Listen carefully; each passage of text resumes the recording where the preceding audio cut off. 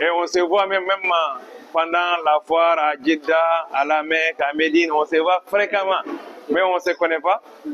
Donc vraiment, c'est l'occasion de, hein, de se connaître, de voir ce que nous, on peut faire ensemble pour nos pèlerins, pour nos pays.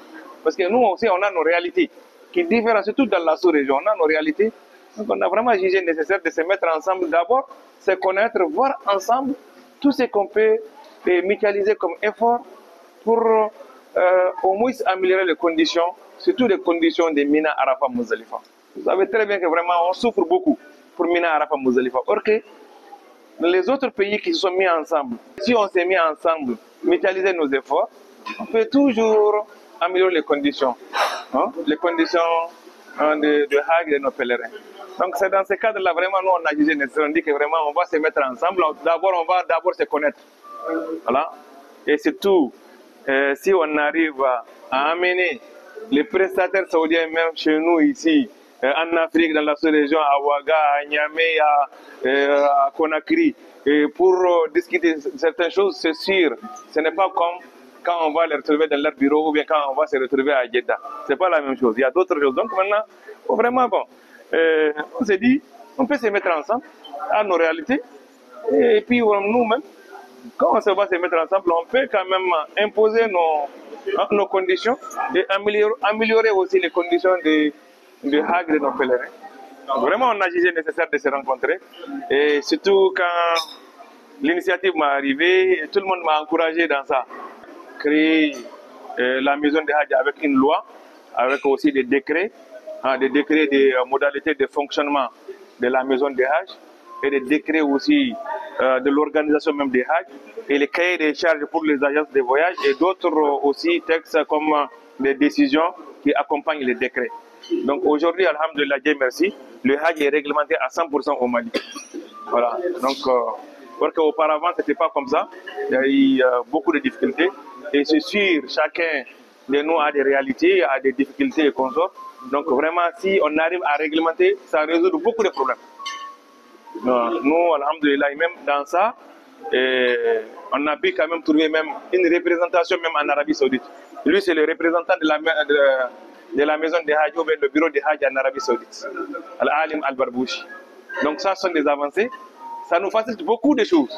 Parce que vous savez très bien qu'en Arabie Saoudite, le bureau de Hajj peut saisir directement le ministère de Hajj pour beaucoup de facilités.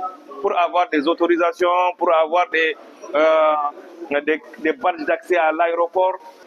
Donc tout ça, c'est des avancées. C'est des informations. Si on est ensemble, on partage des informations, on peut toujours améliorer notre condition de servir bien nos pèlerins. Parce qu'aujourd'hui, quand même, vraiment, c'est pour se connaître. Demain, dans notre programme qui a été envoyé, c'était vraiment avec aussi nos partenaires saoudiens que vous connaissez très bien. Assindi, Ammar Gari, Mohamed Alawi, Omar Mandoura, vous les connaissez très bien. Ce sont les gens de Mouassassa qui font Hajj en Arabie Saoudite. Donc, quand eux aussi ils ont appris ça, ils disent ah bon, vraiment il faut que vraiment nous aussi on participe. On vient vers nos frères avec lesquels on travaille pendant longtemps. C'est vraiment, ça peut nous faciliter beaucoup de choses et ça peut quand même nous amener à avoir des conditions meilleures, comme je l'ai dit, avec nos partenaires saoudiens. Donc je prends la parole, je suis l'imam Sani Karimou, chef de la délégation du pèlerinage au Togo et le vice-président de l'Union musulmane du Togo. Je prends la parole au nom du Togo et des pays qui sont invités par l'organisation du Mali pour remercier d'abord notre frère et ami, membre de la Maison du Hajj et toute la délégation de la Maison du Hajj et en l'occurrence les autorités de ce pays pour cette invitation que nous avons trouvée assez capitale pour se mieux connaître. On se connaît au téléphone, dans les couloirs, pour se mieux connaître et partager tous l'expérience du Hajj qui est d'abord un pilier très important pour notre pays. Et nous profitons donc, au nom de nous tous, prier qu'Allah nous apporte une paix sincère dans notre pays, qui est le pays de nous tous. Vous avez pensé qu'il faut inviter tous les sous-régions pour que tout le monde vienne Pourquoi ensemble on se donne main dans la main? De se donner les idées pour que désormais nous serons respectés ailleurs. Ça c'est très important.